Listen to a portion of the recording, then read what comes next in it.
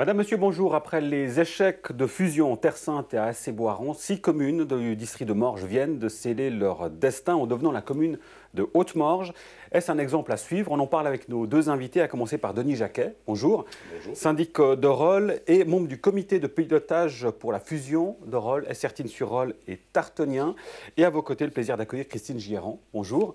Bonjour. Syndic d'Apple, Apple qui fait partie de ces 6 communes qui ont fusionné avec les 5 autres communes. Il s'agit donc d'Apple, de Bussy-Chardonnay, Coton, Pompigny, Rouvroy et Sèvry. Haute-Morges, ce sera le 1er juillet 2021. Mais un mot d'abord sur ce résultat de dimanche, un résultat qui en fera pâlir plus d'un, plus de 68% de oui. Avec un score comme ça, on se dit mais c'était gagné d'avance, mais ce n'était pas le cas. Alors pas du tout, bien malin ceux qui pouvaient dire ça passera ou ça passera pas. C'est vrai que les 6 syndics ainsi que le membre du comité de pilotage, nous étions vraiment surpris, agréablement surpris du résultat net en faveur de la fusion. Est-ce qu'on peut parler de journée historique? Le mot n'est pas galvaudé, déjà pour vos communes, mais finalement aussi comme exemple pour le reste du canton. Alors on ne peut pas citer comme exemple. On espère que ça va faire un petit peu des émulsions et puis d'autres communes franchiront le pas. Je pense que ça vaut la peine de s'unir. Un score pareil, Denis Jacquet, ben ça c'est clair que c'est quelque chose qui fait rêver, de votre point de vue? Ah, complètement, ça nous met en appétit, je dirais. Je tiens à féliciter ma collègue syndic d'Apple et tout le comité de pilotage et bien sûr tous les exécutifs de ces communes de cette réussite magnifique. Nous avons accueilli, nous, ça de manière extrêmement positive. Enfin, une belle fusion qui réussit et, comme je l'ai dit, ça nous met en appétit. Oui, enfin une belle fusion qui réussit, parce que c'est vrai qu'on a plutôt l'habitude d'avoir des exemples de cas de fusion qui ont capoté, malgré toute l'énergie et le travail qui a été mis en place. Christine Gieran, à quoi est-ce que vous attribuez cette réussite? Quels sont les facteurs de réussite de ce projet de fusion? Alors, s'il y avait vraiment des facteurs prépondérants, ce serait une recette miracle, en fait, et on le donnerait à tout le monde. Est-ce qu'il y a une recette miracle? Alors, pas du tout. Je pense que nous avons agi avec énormément de transparence. Nous avons fait beaucoup de séances de public, d'information. Il y a eu peu de monde, alors ça, je peux rassurer mon collègue de Nyon. De Roll, pardon, excusez-moi. Dans ces séances publiques, vous dites qu'il n'y avait pas beaucoup de monde qui était présent? Très faible participation. Il y avait toujours entre 100 et 150 personnes sur un bassin de population de 4000. Ça fait quand même un tout petit pourcentage. Mais tous les documents que nous avons présentés, donc on a fait beaucoup de présentations PowerPoint, tout était après disponible sur notre site internet dédié à la fusion, les6.ch. Nous avons aussi renforcé, pardonnez-moi, aussi l'aspect, la légitimité de ce score. Il y a aussi la participation. On est à plus de 62% de participation. On rappellera qu'on était autour de 45% pour les élections fédérales. Ça montre aussi qu'il y avait un engouement de la part de la population. Oui, c'est quand même leur futur qui est en jeu. Donc c'était, je trouve assez normal que les gens se mobilisent. C'était leur choix, c'était leur futur. Denis Jacquet, de votre côté, il y a eu 3 séances publiques jusqu'à présent.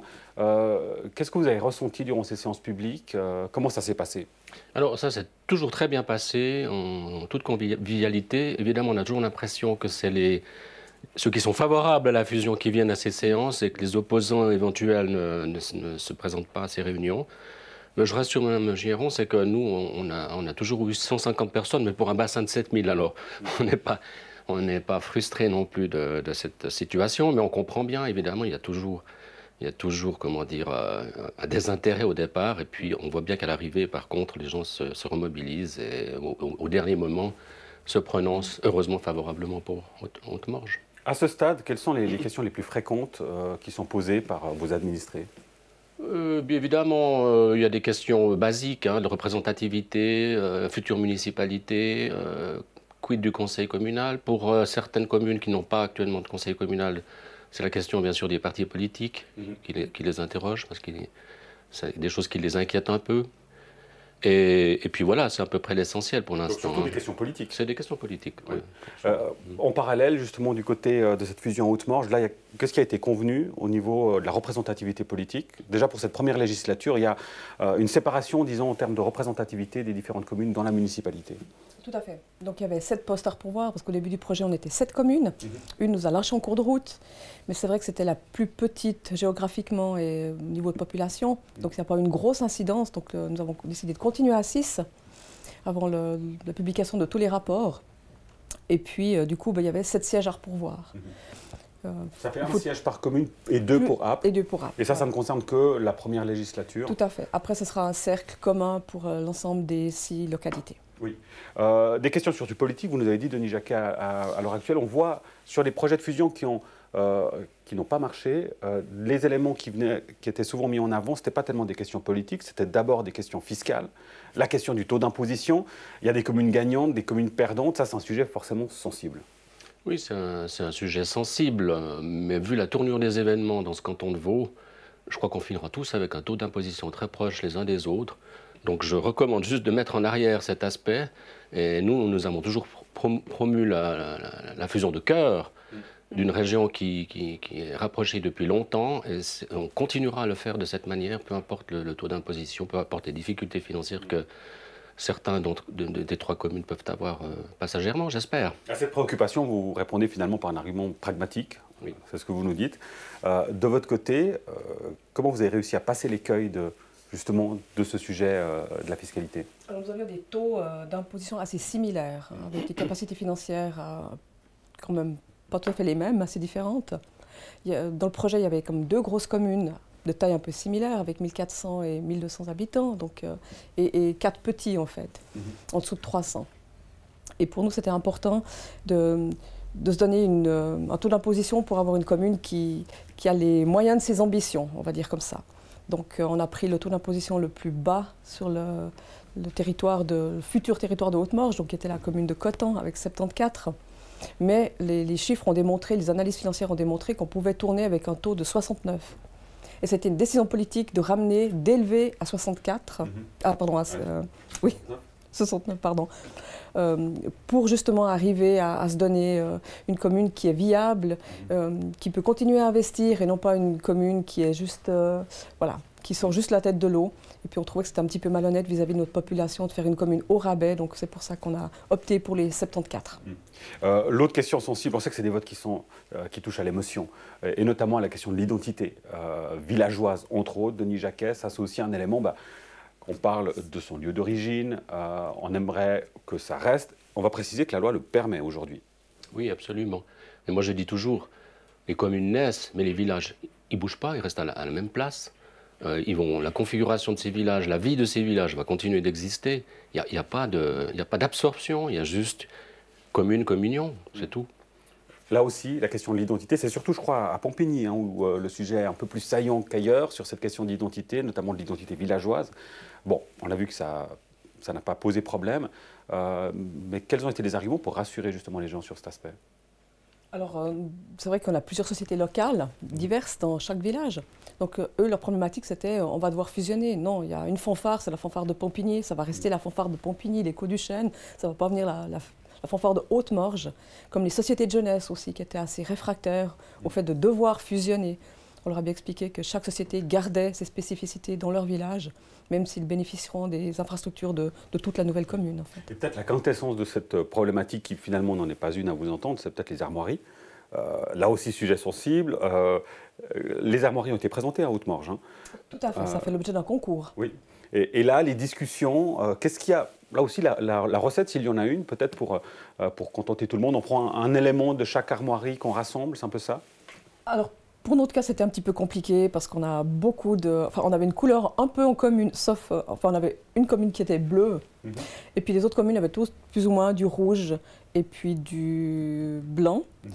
Donc nous sommes d'abord partis, c'est vrai, la population voulait un petit coin, un petit bout, un petit rappel comme ça de leurs armoiries propres. Puis on a vu que ça donnait rien du tout, parce qu'une coquille Saint-Jacques avec un rond et puis un épi de blé et je ne sais quoi encore, un croissant, ça n'avait pas beaucoup de sens. Donc nous avons fait un petit peu table rase de tout ça. Nous sommes partis sur un nouveau projet. Et puis on s'est dit qu'on est quand même on a comme une mentalité quand même campagnarde. Hein, c'est pas mal de champs quand même et de forêts autour de nous. Donc quelqu'un me disait oui, mais moi nous on a de la vigne, on aimerait une grappe. Quelqu'un a dit nous on aimerait un arbre parce qu'on a une forêt. Un autre disait non, mais nous on a des cultures. Donc on a fait plusieurs, c'est un monsieur qui nous a aidé vraiment à essayer de débroussailler un petit peu tout ça. Il nous a fait plusieurs propositions. Puis un jour on s'est dit mais c'est pas possible. On vote pour être ensemble, on va pas chipoter puis avoir chaque fois un petit bout de chacun. Donc on s'est dit mais on est 6, on est une commune quand même. Une future commune comme campagnarde, on va mettre des épis de blé, une gerbe, ça symbolise vraiment les 6 épis de blé, les 6 communes, la gerbe qui rallie, tout ça, et puis le petit filet d'eau qui est justement la Morge qui prend ses sources à Apple. Donc voilà. Donc ça avait vraiment tout son sens. Du côté de Rolle, il n'y a pas encore d'armoirie pour ce projet de fusion? On y a déjà bien réfléchi. Il y a quelques projets qui sont... C'est plus simple, il y a 3 communes, évidemment. On arrive la grappe sera présente? Je ne peux pas vous dire parce que je n'ai pas le souvenir de graphisme qu'on a déjà engagé, mais encore une fois, je considère que les fusions de communes, c'est un premier processus, il y en aura d'autres, donc je ne sais pas, les blasons risquent d'évoluer encore au fur et à mesure des décennies. Il ne faut pas trop s'attacher à ce genre d'artifice, même si c'est quelque chose de symbolique quand même. Revenons peut-être à l'essentiel. Pourquoi, Denis Jacquet, est-ce que les communes fusionnent? Il y a de multiples raisons. Alors, la première raison que moi j'invoque toujours, c'est qu'on est plus fort ensemble.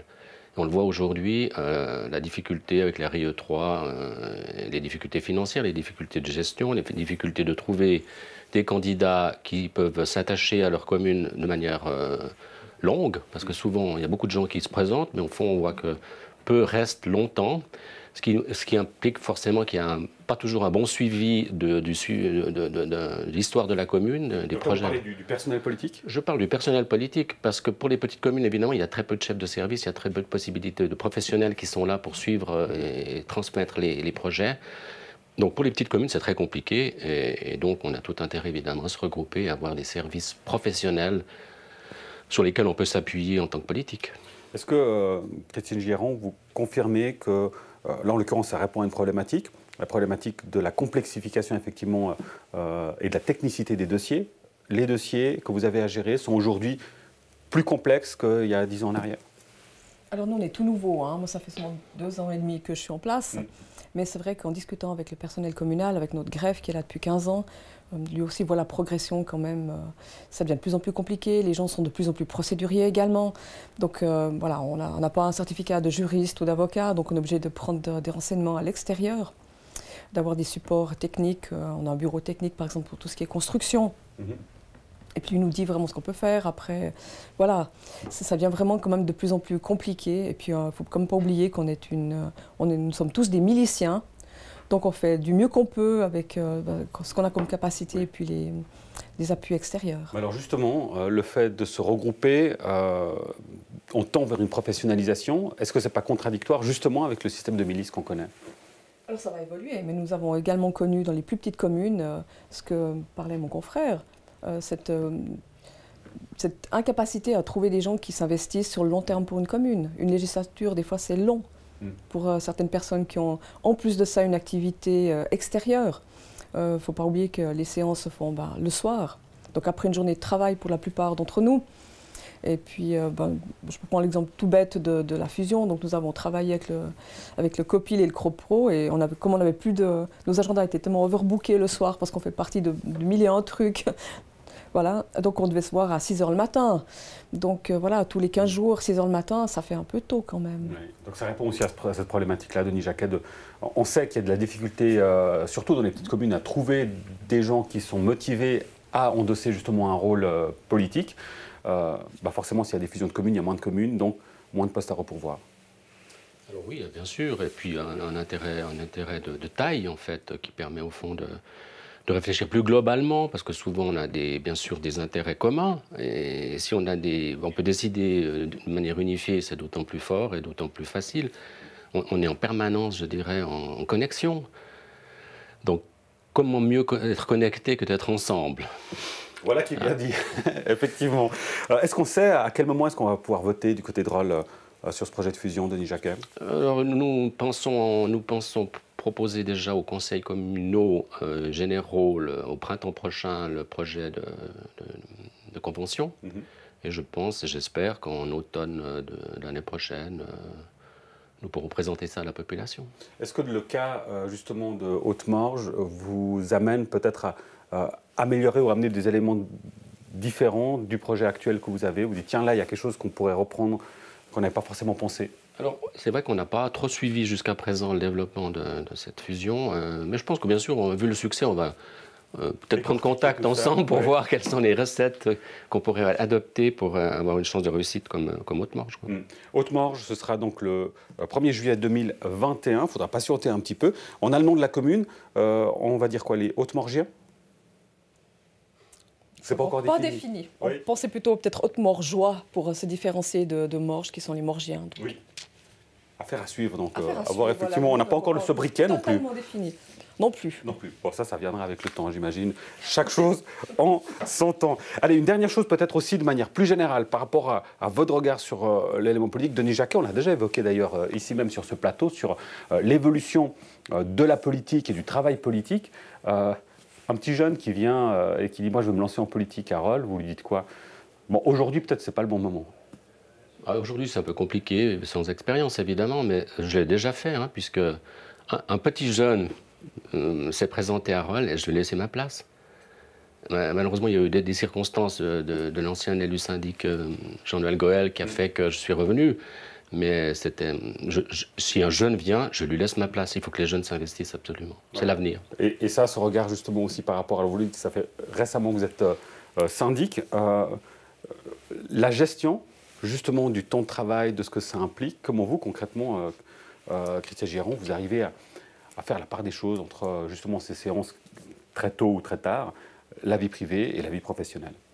Alors moi j'ai le grand bonheur de ne pas travailler, enfin en tout cas voilà, pas à l'extérieur, donc je suis quelqu'un comme d'assez disponible, mais c'est vrai qu'on a quand même, on a tout le temps des séances, ouais, comme je vous dis, tôt, tard, l'après-midi, le matin, donc pour moi c'est peut-être plus facile, mais c'est pour ça que je tire toujours un grand coup de chapeau à mes collègues et syndics et municipaux qui ont une activité extérieure et qui font ça en plus. Voilà, on les salue tous d'ailleurs, ils sont nombreux dans le district et ailleurs, effectivement, à être au four et au moulin, comme on dit. Merci beaucoup, Denis Jacquet, Christine Giron, pour votre présence. Bravo encore pour cette fusion réussie à Haute-Marge. Et puis, que ça inspire effectivement les autres communes, notamment les 3 communes concernées du côté de Rolle. Merci beaucoup, merci à vous. Rendez-vous la semaine prochaine pour une nouvelle émission. À très bientôt sur NRTV. Ciao.